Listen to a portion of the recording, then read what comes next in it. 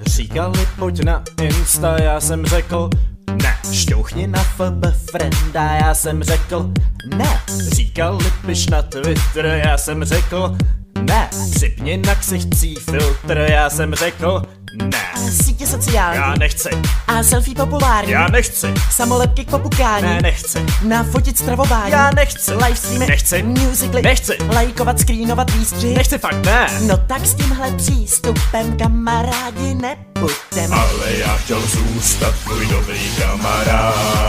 Všechny apky jsem začal používat. No a potom Stal se ze mě závislák, závislák. Stal se ze mě závislák, závislák. Stal se ze mě závislák, závislák. Stal se ze mě závislák, závislák. Wow.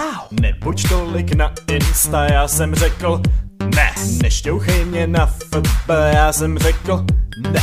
Nepiš pořád na Twitter, já jsem řekl ne. Podlep si ten psí filtr, já jsem řekl ne. Sportu trénování. Já nechci. A klubové trsání. Já nechci. Večerní stanování. Ne, nechci. U kafe povídání. Já nechci. Výlety. Nechci. Pokecat. Nechci. Cestovat, poznávat, bavit se. Nechci fakt, ne. No tak s tímhle přístupem kamarádi nepůjdem. Ale já už nechci být tvůj kamarád.